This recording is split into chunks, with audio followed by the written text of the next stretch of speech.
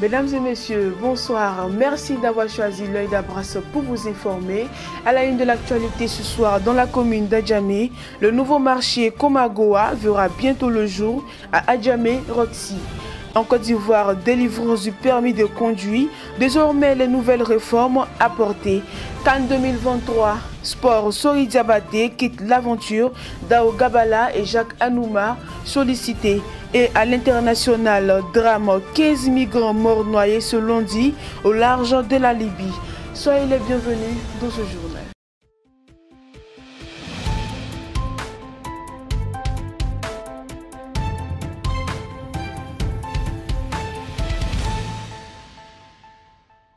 Comme annoncé dans le sommaire de la commune d'Adjamé, le marché Komagoa d'Adjamé Roxy verra bientôt le jour.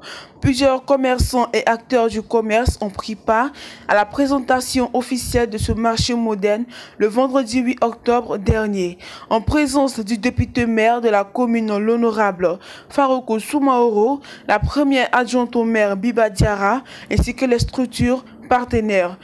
En attendant la cérémonie de la pose de la première pierre prévue pour bientôt de ce joyau architectural de la coopérative des marchés gouraux d'Adjamé, Komagoa, certainement le plus grand marché gourou d'Afrique de l'Ouest, ce chef-d'œuvre qui fleurira de terre au bout de 24 mois aura un quai de déchargement d'une capacité de 6 camions remorques de 40 tonnes, 1050 box de 6000 mètres cubes, 50 magasins de surface variable de plus de 30 mètres cubes, 100 entrepôts, un parking souterrain digitalisé avec une capacité de 350 véhicules, une plateforme de 6000 mètres cubes pour accueillir tous les vendeurs de téléphones portables et accessoires. Je vais m'engager à mettre ce qu'il faut ici à la mairie afin que les femmes que vous êtes puissent venir vous faire recenser et nous allons suivre ensemble l'évolution du projet. Nous sommes là pour garantir vos intérêts. Nous sommes à votre disposition. Dixit le député-maire de la commune d'Adjamé, l'honorable Faroukou Soumaoro. Du côté de la religion, la commémoration de la naissance du prophète Mohammed, paix et salut sur lui, a donné l'occasion aux dignitaires religieux de s'exprimer dans un communiqué à annoncer la cérémonie officielle de célébration du Maoulid. Le Conseil supérieur des imams, des mosquées et des affaires islamiques en Côte d'Ivoire, le COSIM, informe la communauté nationale que le Maoulid, la commémoration de la naissance du prophète Mohammed, sera célébrée Inch'Allah en Côte d'Ivoire dans la nuit du dimanche 17 octobre 2021 au lundi 18 octobre 2021. Les imams du COSIM souhaitent un bon Maouloud à tous les musulmans. Dans le cadre de la stratégie nationale de sécurité routière adoptée par le gouvernement depuis le 7 juillet 2021, plusieurs réformes ont été mises en place dans le secteur des transports.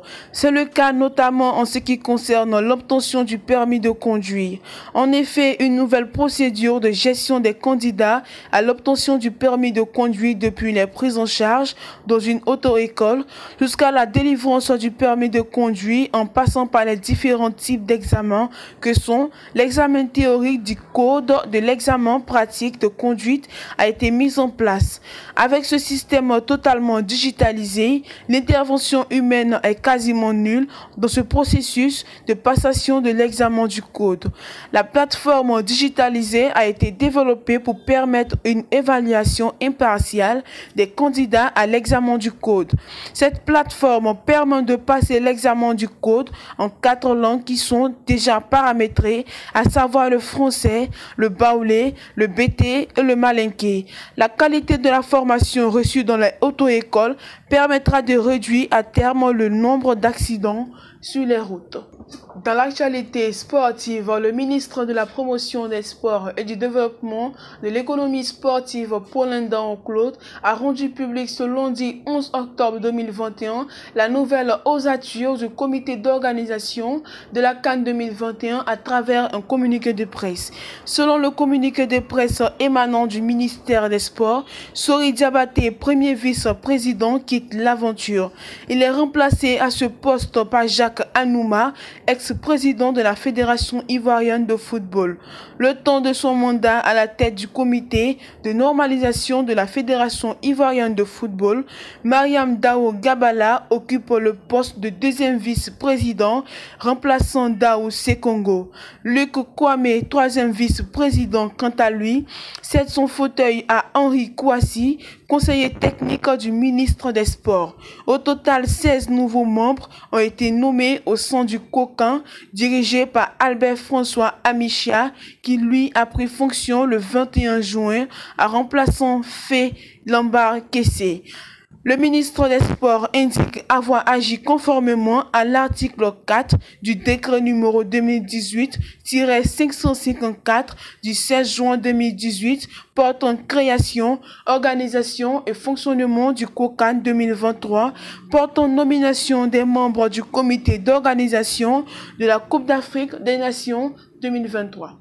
Toujours dans l'actualité sportive, dans le football, après la double confrontation contre le Malawi qui s'est soldée par un score pour le match aller de 3-0 et de 2-1 pour le match retour, le technicien français Patrice Baumel l'a confié lundi après la rencontre à Cotonou au Bénin.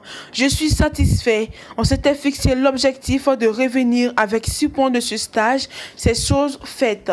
Nous avons gardé le leadership de ce groupe, a-t-il indiqué. La finale du groupe D aura lieu entre la Côte d'Ivoire première avec 10 points et le Cameroun deuxième avec 9 points en novembre prochain à Yaoundé lors de la 5e journée des éliminatoires de la Coupe du Monde Qatar 2022. Et dans le reste de l'actualité, en Libye, pour terminer, 15 migrants cherchant à rejoindre l'Europe, parmi lesquels des enfants sont morts noyés, ce lundi dans 2 naufrages au large de la Libye. Une embarcation avec à son bord 105 personnes, dont 10 enfants, a coulé au large de la Libye, malgré les appels de détresse lancés par les ONG. Les nationalités des migrants n'ont pas été révélées. L'OIM a seulement diffusé des images montrant des travailleurs humanitaires distribuant eau et colis alimentaires aux survivants visiblement épuisés. La Libye demeure un important point de passage pour des dizaines de milliers de migrants cherchant chaque année à gagner l'Europe par les côtes italiennes, distantes de quelques 300 mètres des côtes libyennes. Voilà qui met un terme à ce journal. Merci de l'avoir suivi. Ce soir, le sage nous apprend pour vivre une vie heureuse, attachez-la à un bus ou non à des personnes ou des choses. Dieu le voulant, retrouver samedi Aminat Galkouye pour une nouvelle session d'information.